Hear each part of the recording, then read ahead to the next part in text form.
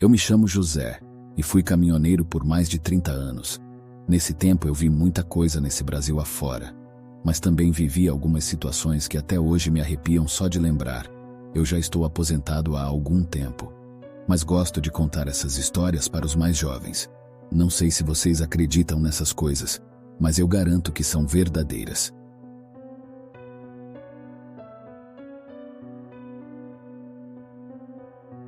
Há alguns anos abandonei meu trabalho monótono como motorista de ônibus e mergulhei na vida de caminhoneiro, uma jornada que me trouxe uma liberdade desconhecida. Sem horários rígidos, sem rotinas previsíveis, a estrada tornou-se meu lar. Deslizava por inúmeras estradas, explorando recantos desconhecidos, descobrindo segredos. Parecia um emprego ideal, mas nem tudo estava bem. A saudade de minha família, que me esperava em casa, era o fardo que carregava. Minha esposa e filhos eram meu farol, minha razão para seguir adiante, mas nossa convivência era limitada a alguns raros encontros paralelos. A cada despedida, o brilho de lágrimas infantis se misturava à dor no meu peito, dilacerando-me. Contudo, a responsabilidade me manteve firme. Afinal, era por eles que eu rodava milhas intermináveis. Numa noite que parecia igual a tantas outras, enquanto a estrada se estendia sob as luzes gélidas dos ansiosos, uma notícia distorcida alcançou meus ouvidos. Um assassino cruel aterrorizava caminhoneiros, pedindo carona e depois ceifando suas vidas. Ouvia falar apenas de relance, sem detalhes claros. Essa informação, por estranho que provocou, não me abalou. Talvez a frieza da estrada tenha me tornado indiferente, ou talvez a ameaça pareçasse tão distante quanto uma sombra, na periferia da minha consciência. Na solidão de um posto de gasolina, reunidos como um bando de pássaros assustados, caminhoneiros murmuravam sobre esse serial killer mórbido que agora rondava nossos passos. O medo pairava no ar, visível em cada olhar ansioso. Ainda assim, meu ânimo não cedia. Continuei dirigindo, mergulhado em minhas próprias reflexões, desconexo das ameaças que rodeavam meu mundo. Às vésperas de um feriado, uma mensagem desesperada de minha esposa ecoou em meu celular. Elava implora por notícias minhas, e eu, tão imerso nas demandas da estrada, não havia sido capaz de lhe dar sinal de vida por 2 longos dias. Minha ausência apavorava. Após completar algumas entregas, finalmente retornei ao aconchego do lar, onde a família me aguardava ansiosa. Aquelas 2 noites foram como uma pausa na eternidade, um abraço na normalidade que há muito escapava das minhas mãos calejadas. A rotina retomou seu fluxo, mas as notícias não cessaram. Agora, o assassino não era mais apenas um espectro sombrio na periferia do meu mundo, mas um predador entre nós, caçando não apenas caminhoneiros, mas qualquer alma solitária nas rodovias. Testemunhas afirmam que ele se escondia atrás do volante de um caminhão, nosso próprio habitat. A inquietação, antes apagada, agora resplandecia. Naqueles momentos de repouso, minha atenção foi roubada por manchas de sangue encharcando a porta do meu caminhão. Um calafrio arrepiou minha espinha, o temor se enraizou em minhas entranhas. Poderia ser um aviso? Compartilhei essa visão macabra com um amigo, buscando abrigo na cumplicidade, mas nossas palavras não demoraram a se esgotar. Ele se tornou uma sombra, evaporou-se do meu círculo. Minha esposa, meu porto seguro, exalava preocupação enquanto o véu da distância caía entre nós. Suas palavras, instáveis como pétalas de rosa, eram afogadas em lágrimas, uma ansiedade corroendo seus olhos. Ela tentou me proteger, mas não percebeu que eu estava na mira. Uma tragédia se desenrolou e eu, cego para o inevitável, seguia meu caminho.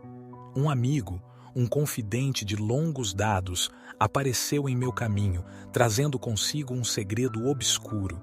Sua galeria de fotos, um tesouro de confiança, transformou-se em um abismo de traição. O vislumbre da mulher que amava desnuda, exposta em poses íntimas, desencadeou uma torrente de emoções desconhecidas. Choque, descrença, raiva, um turbilhão de tormento se chocava dentro de mim. Ele mostrou sua traição, revelando que minha esposa e meu colega de trabalho eram amantes. As imagens que deveriam ser privadas dançaram diante dos meus olhos, um espetáculo grotesco de traição. A frieza na minha expressão confundiu meu amigo, que esperava desespero. Sua justificativa foi despejada em meus ouvidos, um veneno que se seguiu pelas entranhas do meu ser. A vingança se apoderou de mim, um calor sádico substituindo qualquer resquício de amor. Minha esposa, uma fonte de lágrimas e pesares, era uma fraude que me traía e quebrava meu coração. O homem no caminhão, a assombração que todos temiam, era eu. Nos cantos escuros das estradas, as sombras se alongavam como dedos gélidos, apontavam para o abismo que eu me tornara.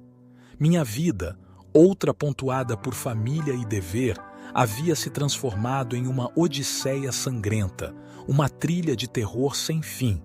Minha esposa, uma suposta vítima daquele homem impiedoso, chorava o amante todos os dias, sem perceber que sua própria vida também pendia de um fio. O peso da arma na minha mão era um eco do meu próprio coração, enegrecido por vingança. As facas, instrumentos de punição, cintilavam com uma promessa sinistra. Enquanto o mundo ao meu redor tremia, meus olhos refletiam a escuridão que me consumia. A estrada não era mais minha companheira, mas o cenário de uma dança macabra.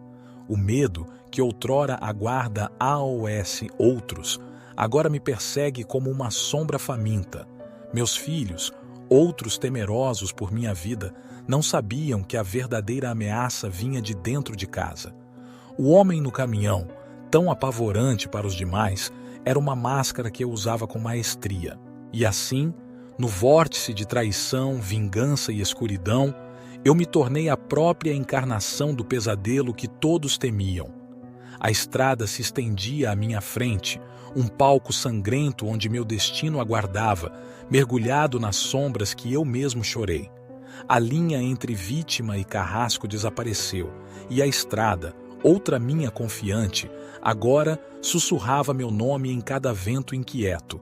E assim, na encruzilhada do destino, as fronteiras entre realidade e pesadelo se desfizeram. Me tornei o predador das estradas, o eco soturno que aterrorizava a todos. Minha esposa, enredada em mentiras e enganos, desconhecia o monstro que eu me tornara, perdida em sua própria teia de traição. Os filhos que eu prometera proteger agora podiam apenas imaginar o tormento que seu pai havia se tornado. Cada lâmina afiada e cada olhar sombrio refletiam o abismo que agora habitava em mim. A estrada, uma vez um símbolo de liberdade, tornou-se um labirinto sem saída, onde a escuridão me consome como uma tempestade faminta. Meus atos, guiados pelo desejo distorcido de justiça, mancharam a terra com o sangue das vítimas que caíram em meu caminho. Enquanto os dias se transformavam em noites e as noites em um pesadelo eterno, a paranoia crescia. Os olhos dos meus colegas caminhoneiros eram janelas para o medo que eu havia incutido. Eu me tornei o conto macabro que eles compartilhavam em murmúrios assustados, o monstro que rondava cada curva da estrada escura. Mas o ciclo de horror finalmente chegou ao seu ápice. A verdade, como uma adaga de gelo, perfurou minha armadura de escuridão. Minha esposa, encurralada pela verdade que a cercava, finalmente revelou seus segredos sombrios. As fotos íntimas, a traição, os amantes ocultos, tudo veio à luz. A tragédia se desenrolou diante dos meus olhos como um espelho rachado, refletindo a monstruosidade que eu havia me tornado. A estrada, antes de uma fonte de fuga, agora se tornou minha prisão. O homem no caminhão, a máscara que usei para monitorar o terror, era uma encarnação distorcida de minha própria angústia e raiva. Eu me afundei em um abismo de culpa e desespero, perdido em um labirinto sombrio que eu mesmo havia criado. Hoje, enquanto enfrento a escuridão de minha cela, O eco das histórias de terror que outrora contei paira sobre mim como um fantasma vingativo. A estrada, uma vez minha confiante, se transformou em uma testemunha silenciosa do meu declínio. A verdadeira história do homem no caminhão é uma tragédia, um amargo de como as linhas entre o vilão e o vilão podem se emaranhar de maneira terrível. E assim, minha jornada de terror chega ao seu fim, um conto de trevas e tragédia que ecoará nas mentes dos que ousarem ouvi-lo. Que esta narrativa mórbida sirva como um oculto sombrio de que, às vezes, os monstros mais assustadores não estão escondidos sob a cama, mas podem ser encontrados nos recantos mais profundos de nossa própria alma atormentada.